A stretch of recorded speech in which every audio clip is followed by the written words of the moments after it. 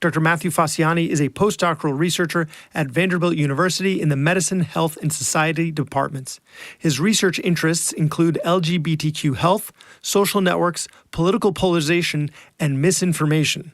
So we discuss science communication and how to find ways to make complicated science easier to understand, which is particularly relevant because of the SARS-CoV-2 vaccine, so we need to be sure we can effectively communicate how it works and any potential risks. We even get into how to effectively conceptualize and communicate risk itself. I fumbled during the interview to think of a quote from Neil deGrasse Tyson, which is, "The good thing about science is that it's true whether or not you believe in it." But to Dr. Facciani's point, even science is not without politics, so we discuss this and how, because of politics, the traditional anti-vaxxer isn't the same as the SARS-CoV-2 anti-vaxxer. Dr. Facciani received a BA in psychology from Westminster College in Massachusetts and a PhD in sociology from the University of South Carolina. Dr. Facciani's writing and research has appeared in The Conversation, Snopes, Salon, Mother Jones, and other outlets. Dr. Facciani has also given talks about his research to audiences around the country and has provided scientific testimony to policymakers. Find MatthewFacciani.com and look for his podcast, The Social Science Hour. Welcome to the Physician's Guide to Doctoring, a practical guide for practicing physicians. Dr. Bradley Block interviews experts in and out of medicine to find out everything we should have been learning while we were memorizing Krebs cycle. The ideas expressed on this podcast are those of the interviewer and interviewee and do not represent those of their respective employers. And now, here's Dr. Bradley Block. Contract Diagnostics is a firm 100% dedicated to physician contract reviews. They provide a service that all physician families will need at least one time in their careers, most likely a few additional times as well.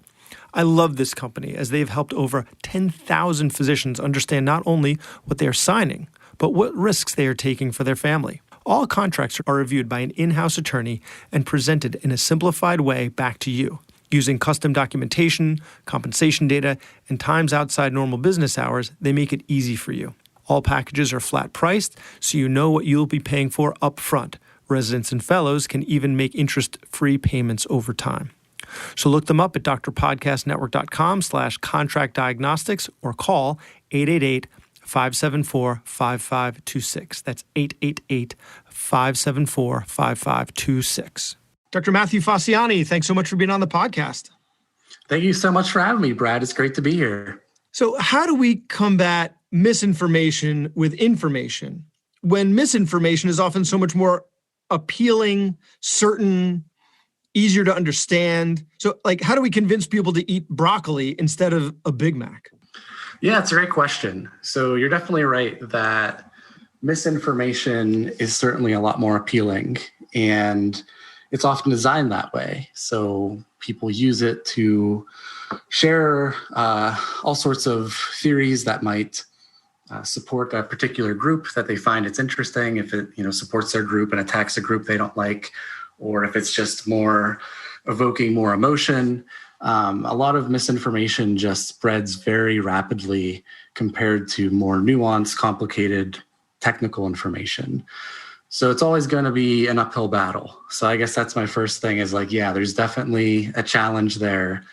And the good news is there are some techniques to try to break through that. And I think one way is to just think about how we communicate our messages.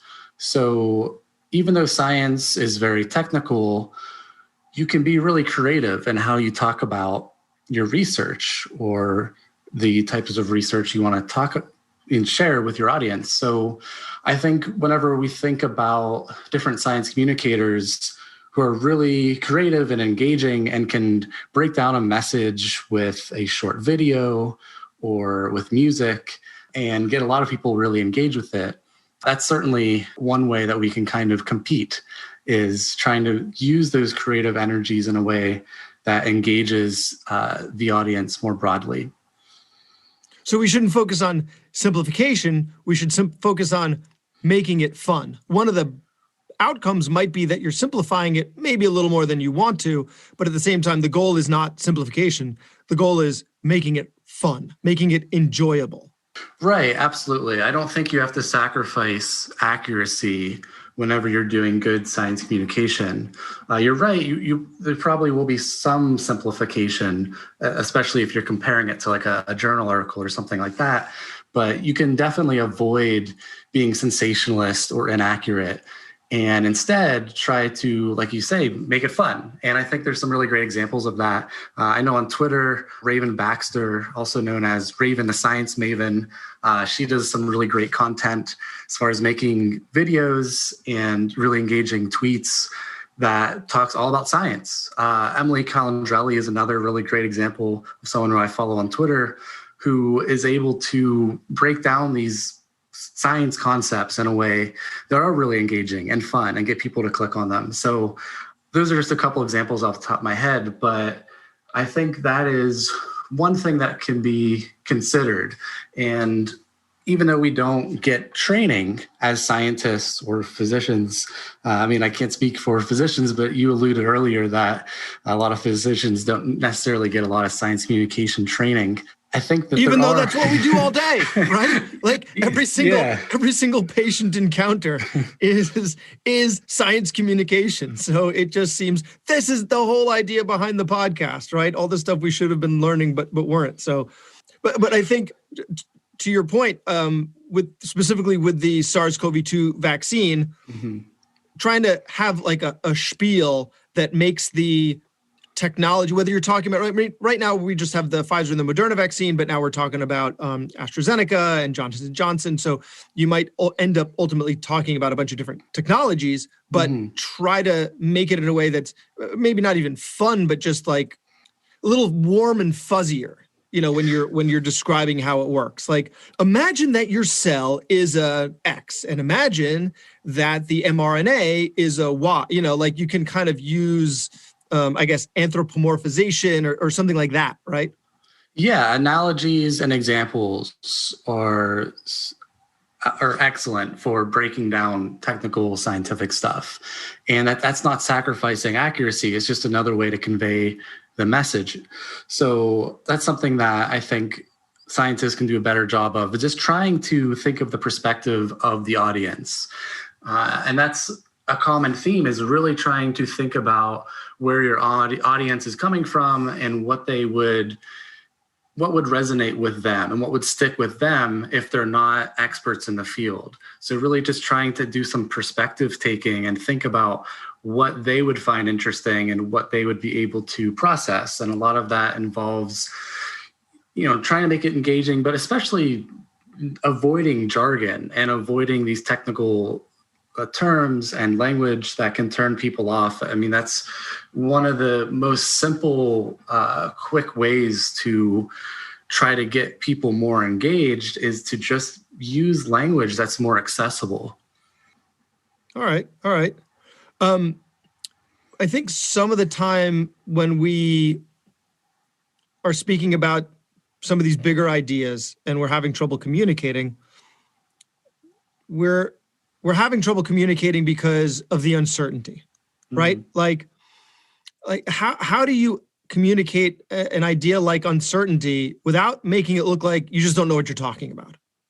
Yeah, that's another great question. Uncertainty is part of the scientific process, right?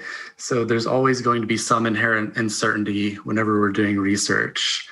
And unfortunately, that can be exploited sometimes for political reasons. But the fact is, there's always going to be some uncertainty. And I think there's a couple ways that we can try to really address that. So one is to focus on what the scientific process entails, because if you're not a scientist and you're not familiar with scientific research, a lot of times you might not even know what experimental design really looks like, what that whole research cycle deals with. So I wish there was a more focus on methods and kind of like a methods science communication of what it means to actually do an experiment and how many times things don't work out, and how basically science is a process of gaining knowledge and gaining cumulative knowledge that builds on each other. So trying to really express what the method is like first, I think is very helpful. And also trying to use different examples of how we've progressed in our knowledge. So when we talk about uncertainty, it can be kind of tricky to wrap our head around. And humans are generally not great about thinking about uncertainty or statistics. This is something we tend to struggle with a bit. So if we can try to, again, use analogies instead of numbers or technical analysis, that can be helpful.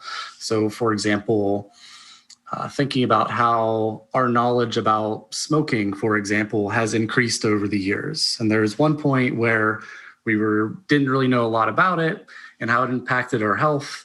And then over years of scientific research, we're now pretty certain that smoking is bad for you. So trying to give kind of concrete examples of how science has builds over time and how that uncertainty is actually a good thing, because it means we're building off of previous knowledge and trying to figure out what's right.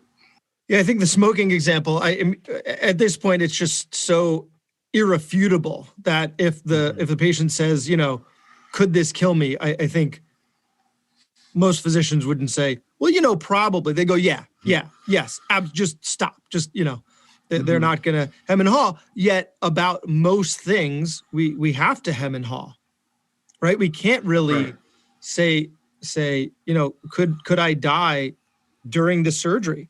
The answer is, well, probably not. And I wouldn't offer it to you if I thought this was even a remote possibility. But yeah, it's possible. Oh man, I'm not going to do it then. But you could have died in the car driving here. It's right. It's hard to really have those discussions. I still struggle with it after, being in some medicine in some form for almost 20 years. So, before you were talking about how, how to make some of these big ideas and complex ideas more appealing. Mm-hmm. Do you have any examples of something that you've explained to people that was a somewhat complicated idea that you found a way to make it more palatable? Yeah, so I'm a sociologist, and a lot of the things that I study, thankfully, I think are more intuitive as opposed to some of the other sciences that can be overly technical. And that's a good thing and a bad thing. So one of the good things is it kind of gets a good starting point that people know what groups are or identities are, for example. But then it also means that I have to be careful that those kind of prior beliefs that some other person might have, if they're incorrect, then that's an added barrier. So as far as something that I've done. Yeah, but you had publications in human brain mapping and quantitative methods in psychology, right? The journal titles tells me there've got to be some complicated ideas in there. Right? That was before you pivoted into this field, but nonetheless, right? At some point you had to communicate those ideas. Yeah, no, that's I was just thinking of that. So yeah, I did start out in neuroscience and specifically quantitative neuroscience. And yeah, I guess, so the way I described my research back then was I was doing fMRI research, and we had people go into the brain scanner, and I would just kind of describe in very straightforward terms kind of what we're doing. Like my research, the technical stuff was called multivoxel pattern analysis. And, if I said that to anyone, they're just shut down. They'd be like, what does that even mean? And instead of saying those words, I could just say, I looked at the types of techniques that help us understand how to better study the brain. And whenever we would do this, we would have people go into the scanner, look at their brain activity in real time, and try to predict from their brain activity what kind of pictures or sounds they were looking at or listening to. So instead of going through all the technical stuff of like the statistical analysis, that was really kind of the heart of the research I was doing, I would just get right to the point of what was I doing with my studies, what were the people doing, the research subjects actually doing, and what were the goals. So like, what are the applications of this? And the applications was, if we're able to understand how these brain regions work and decode what regions were active in certain processes. A lot of the application was actually for a computer interface and like dealing with like people who didn't have, if they were actually like in a coma and trying to detect brain activity and stuff like that. So trying to give examples in that area too. So if that answers your question, I kind of went off on a tangent of my old research that I haven't thought about in a while. But well, and also research that you did before you were really getting into science communication, so you had to integrate your past life into your current life. No, but that makes a lot of sense. I think one of the things that we're going to be facing with the SARS-CoV-2 vaccine, and this gets back to the uncertainty that we were talking about, is discussing risk. Right. So, and you were talking about humans don't do well with uncertainty in statistics. I think that gets down to humans don't do well with numbers. Like I heard somewhere that we can't conceptualize anything greater than the number 2. It's just 0, 1, 2, and then more than 2. So like, when we start talking about, well, your risk of having this complication is 1 in 300,000, but your risk of dying from COVID, given your age, is 1 in 2,000. So, clearly, even though there is risk to this vaccine, there is a greater. So, but when we talk about that, it's you just can't talk about the statistics. Yeah, right? I think. So then, what do we do? What do we do? Yeah, it's a tough thing because we have these data, in the literature, all these statistics of like to get sick or die, for example, with COVID, and just throwing numbers at people, 1 in several thousand. I mean, that's really hard to conceptualize. So again, I think using examples could be useful. So if instead of saying, so it depends on the statistic, but you could say like you're as likely to die as you are as likely to get in a car wreck or something like that, or you're as likely to get in an airplane crash. So something that we know is more or less common gives us some kind of grounding, as opposed to just saying 1 in 100,000 or something like that.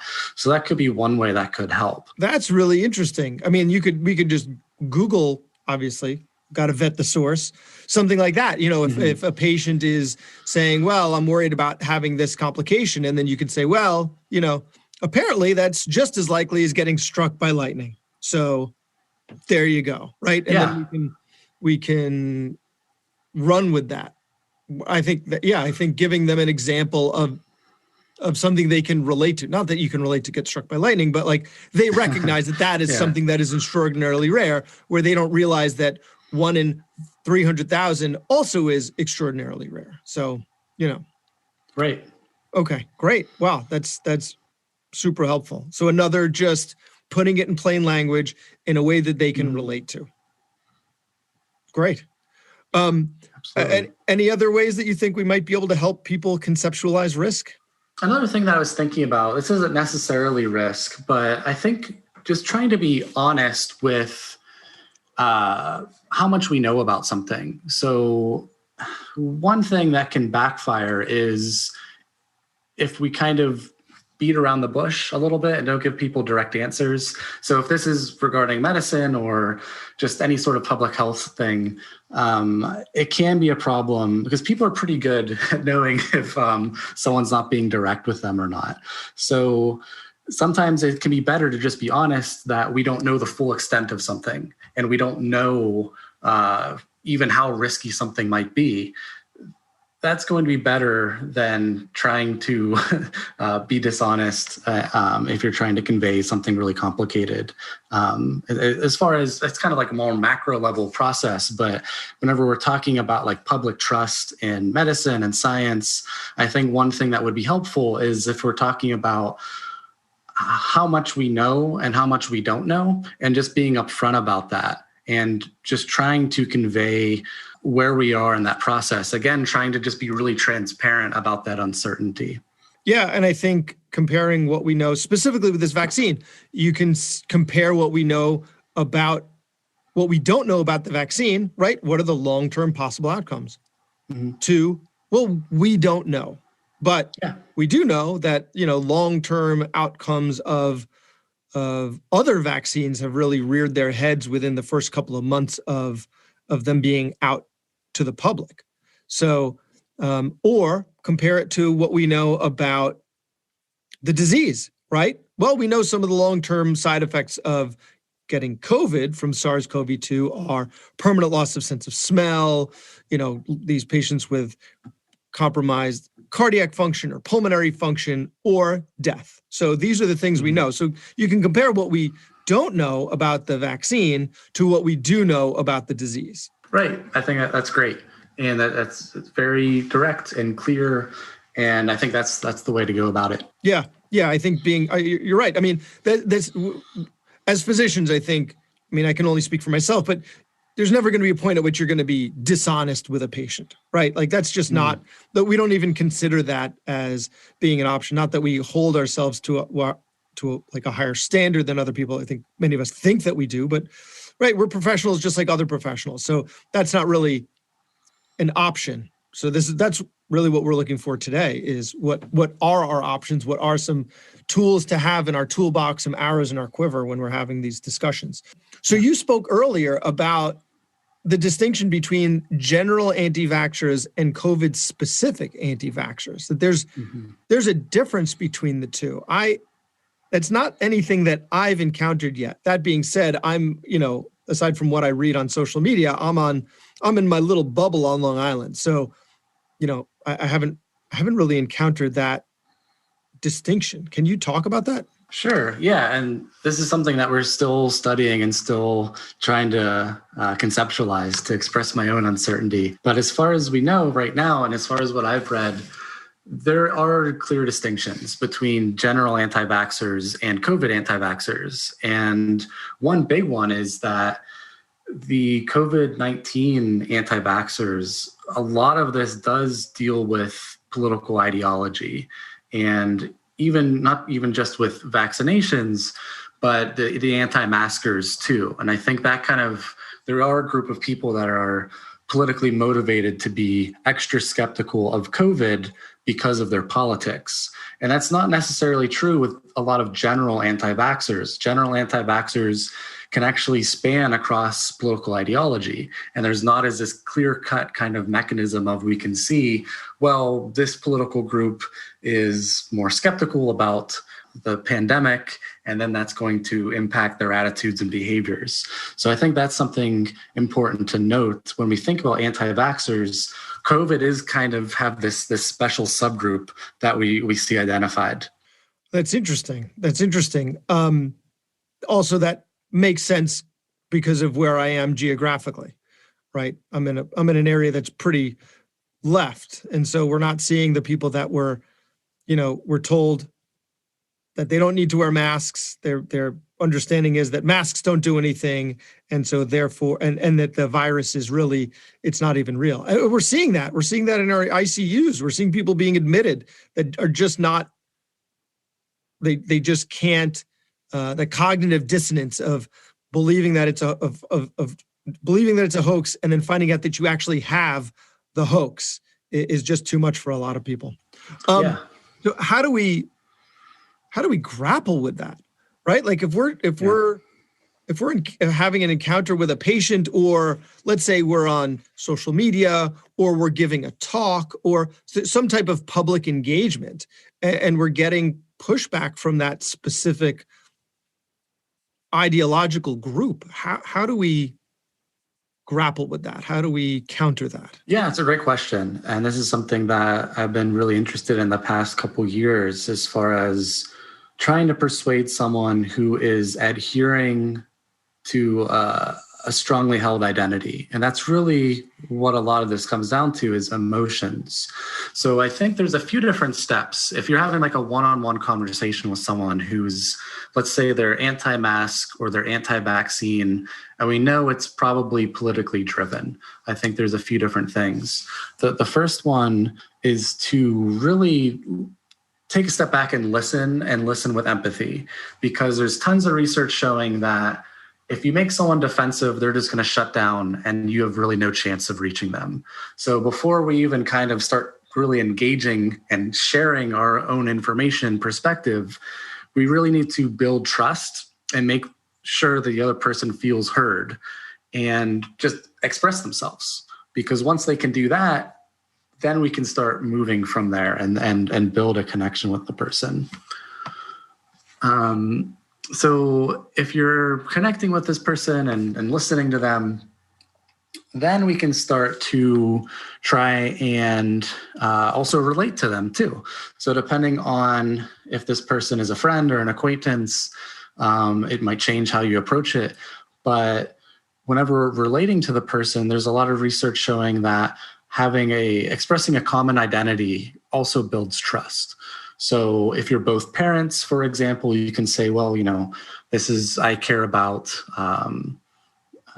let's for vaccination, like, taking care of my kids, or you can talk about you want to keep your kids safe. Yeah, I've heard other in pediatric circles people talking about that. You start with this common ground is, I'm your pediatrician, you're their parent, we both want to keep them safe, right? Right. And you identify this common goal. You speak from a common ground. I think also what you're saying is we're tribal.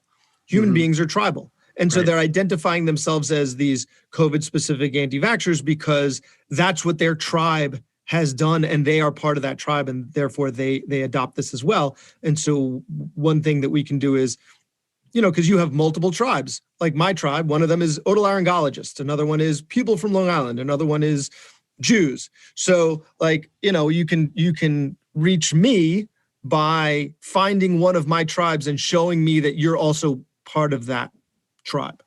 Yeah, absolutely. So this tribe, a tribe of people that cares for the well-being of children. You and I are both part of that tribe. So find that common ground, so the first thing is listen with empathy. Second thing is find the common ground. Yeah, for sure.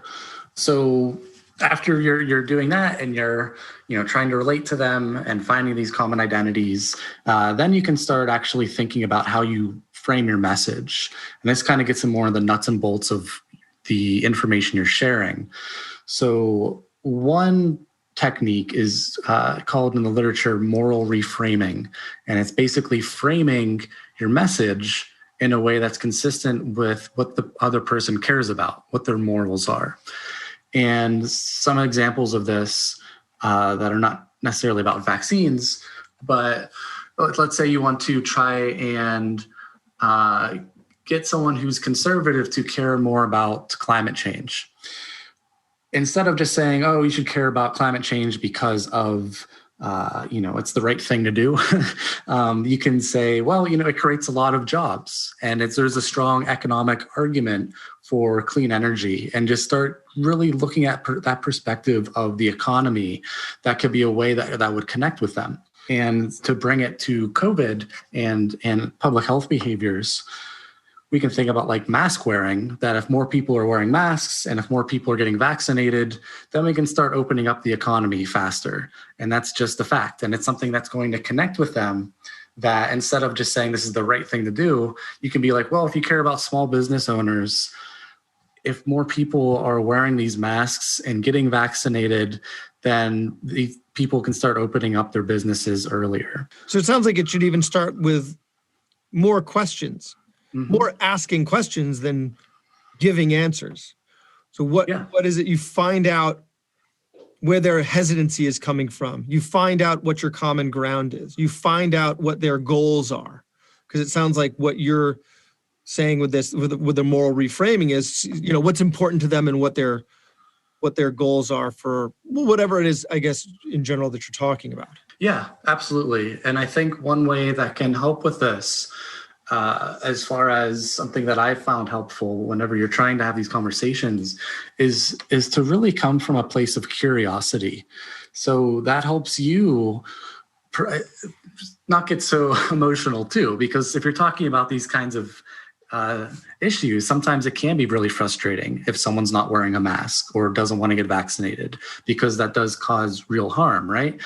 But one thing that I found can be helpful is, okay, if I can take a step back and really just put on like my sociologist hat, and anyone can just put on their own sociologist hat and try to really understand why this person believes what they believe.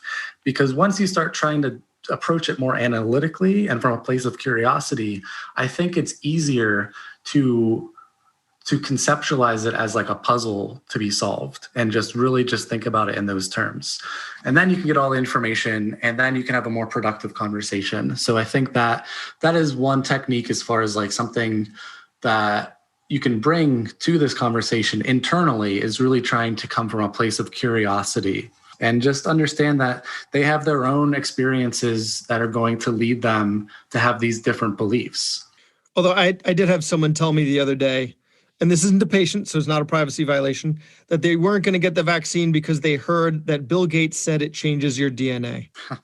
And that it's an incorrect conflation of multiple conspiracy theories. There's just so much wrong about it that I didn't know where to go from there. I don't know if I could solve that puzzle.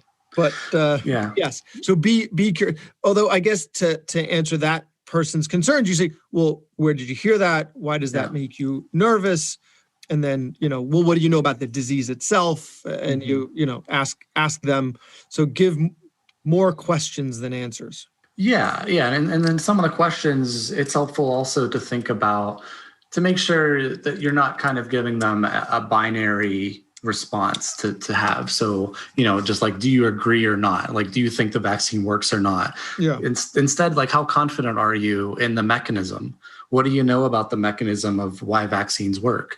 And this is, again, backed up by some studies that do show whenever you force people to write out their beliefs and explain the mechanism behind them, they're less polarized because they kind of have to take a step back and be like, well, what do I actually really believe here?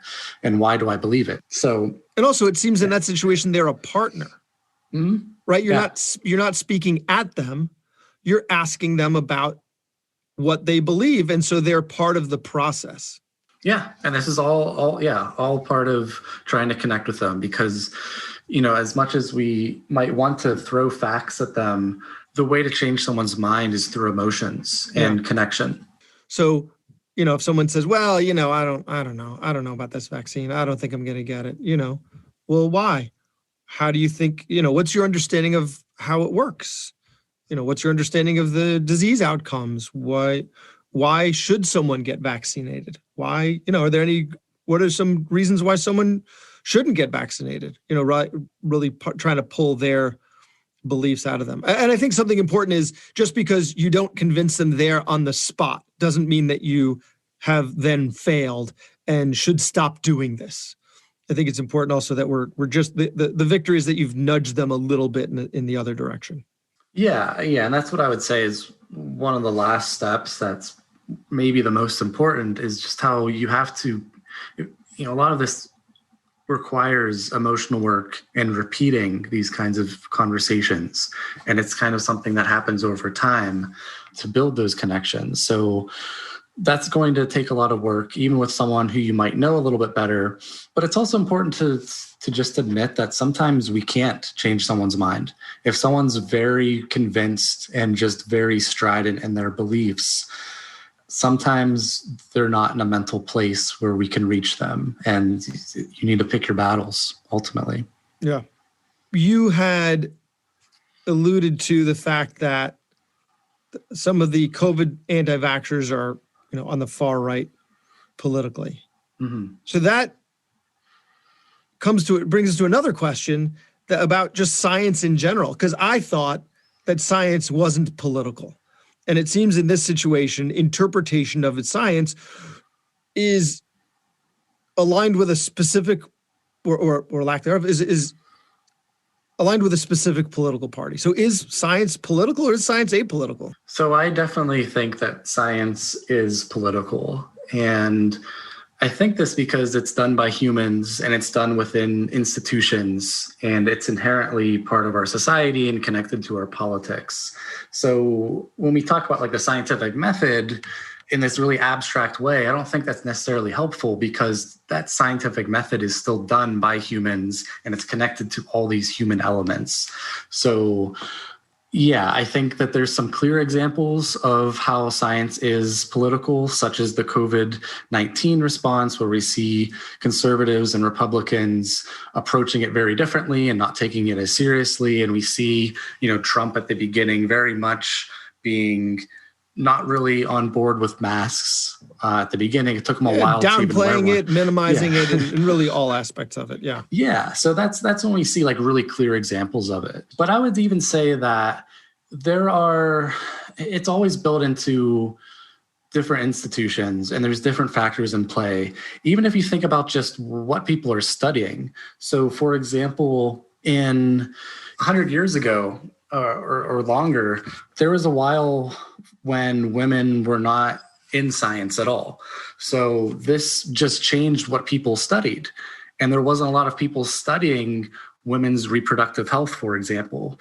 So then for years, you just don't have people really understanding, what the biology of women for a while, just because there's not an equal representation in the field. And that's just something that you can see as far as how diversity plays a role in something like, even biological science, just kind of what people are studying and how that impacts what knowledge is created. So I can't really think of the quote right now. I was trying to look it up by Neil deGrasse Tyson, where he says that something along the lines of, science will ultimately find the answer. It doesn't really care what your beliefs are. It's, the facts are the facts. But your pushback on that is those facts are then interpreted by human beings who inherently have biases and heuristics that they use to interpret those facts. So it's not like the science occurs in a vacuum. Right. And that's why I brought the example of gender and biological science, because that's the people who are investigating the facts at the very beginning. So like what questions are asked are determined by our own perspectives and experiences and biases. So even the knowledge creation of what we decide to study that's going to be connected to subjectivity. So that's why I think it's always going to be connected to politics in some way.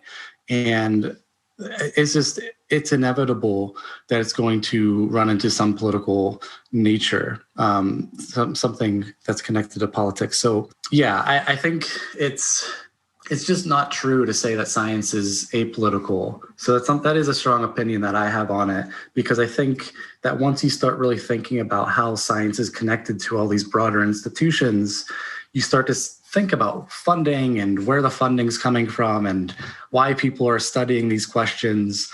And all of a sudden, there isn't this kind of just like pure data-driven, knowledge-driven process. It's like how we even begin to ask these questions is based on these political ideas and subjectivity. That sounds like Obi-Wan Kenobi. Where he tells Luke, many of the truths that we cling to depend greatly on your point of view. Yeah. So, absolutely. Fact is fact, but it's in the eye of the in the interpretation of the beholder.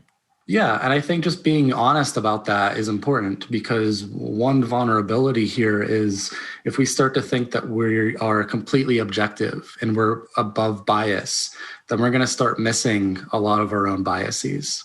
Yeah, one of our previous episodes was with Jonathan Howard, who's a neurologist and psychologist at NYU, who wrote a book on cognitive biases in medicine. And one of the common threads there was everyone thinks that they don't have biases. You can see the biases in other people, but it's really hard to see it in yourself. Everyone thinks that they're above it. Mm-hmm. Yeah. Right. Before we wrap up, is there anything else, any other points that you have for our physicians, either specifically about the SARS-CoV-2 vaccine and addressing it with our patients and with our communities, or just general broad science communication advice? There is one topic that comes to mind as far as, so I talked about how there's basically Republicans are more skeptical about the coronavirus and that there's this political angle for mask wearing and vaccinations. But I think it's also important to think about the communities that have legitimate reasons for concern. And this is something that you asked before that I think we might have touched on, but I just want to talk about it a bit more as far as people. Yeah, so our communities, right, like the for instance, the African American community, Native American community, communities that have reason for their skepticism, right? They're communities that have been mistreated by the medical and healthcare system in the past, and so now they're skeptical of it with good reason, right? So it's, I'm white, so I'm trying to convince my patient who is not white of why they should trust the vaccine, and they may believe that the vaccine that they may be getting is different from the one that I got, or any number of things that, and this is where cultural humility. I don't know what I don't know. So if I'm speaking to a patient who doesn't have the background that I do, who doesn't look like me, how can I address their concerns and their skepticism? Yeah, and it's a tough question. And there are some people studying this specifically. So one sociologist I know is Dr. Allison Matthews, who does study how physicians can reach Black communities. And one thing that she talks about is how to use the figures that have trust. So, for example, the Black doctors in that community can talk to people that they know and try to connect with them. So that's one way to do it, is to have a lot more community engagement. And then if it's not just doctors, it can be church leaders or different civil rights groups too. Basically, anyone in the community that is respected, you can have them kind of share the message and amplify the message of doctors.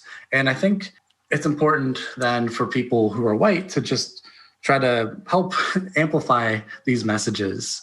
And if you're a physician, you can refer them to these groups of people who are sharing this information with their communities. So just to understand that there are people doing the work that we can help out, and that, if we feel like we can't reach someone because of these different, because we don't belong to the same group and is creating a bit of a barrier, we can direct them to people who are doing this work, trying to reach the groups that they belong to themselves. So it sounds like in this situation, make sure you're not pushing too hard because, again, cultural humility. You don't know what you don't know about this person and their background and their beliefs. But at the same time, you can still influence them because you're likely, there's a reason that they came to see you, because you're their physician and they trust you. But in this specific issue, you can also, refer them to other community leaders in what community they're from. Yeah. So absolutely. I mean, humility is definitely a great thing to have. So I'm also thinking about kind of like the more macro approaches too. But if you're doing an individual interaction, it may be helpful to think about how you can mention or direct the person to some of these other resources if they might feel more comfortable. Fantastic. A lot of things that we're going to be able to take with us into the exam room when we're having these discussions and when we're having these discussions in our communities. Matthew Facciani, thank you so much for being on the show. We can find you at the Social Science Hour, right? Your podcast. Yeah. And then it's FACCIANI, MatthewFacciani.com, correct? Yep. You can definitely find me there. And I'm also on Twitter and Facebook. Thankfully, my name is fairly unique. So if you just search those, I'll pop up. Thank you so much for your time. Thank you so much for having me. This podcast was brought to you by Contract Diagnostics. This is a company that specializes in contract reviews. Specialization is something we can all appreciate here. So again, when you or your family have contract needs, give them a call. They'll help you understand your contract and make sure it lines up with your interests and protects the assets you covet most, your time and family. Find them at drpodcastnetwork.com/contract diagnostics or call 888-574-5526. That's 888 574-5526. That was Dr. Bradley Block at the Physician's Guide to Doctoring. He can be found at physiciansguidetodoctoring.com or wherever you get your podcasts. If you have a question for a previous guest or have an idea for a future episode, send a comment on the webpage. Also, please be sure to leave a 5-star review on your preferred podcast platform. We'll see you next time on the Physician's Guide to Doctoring.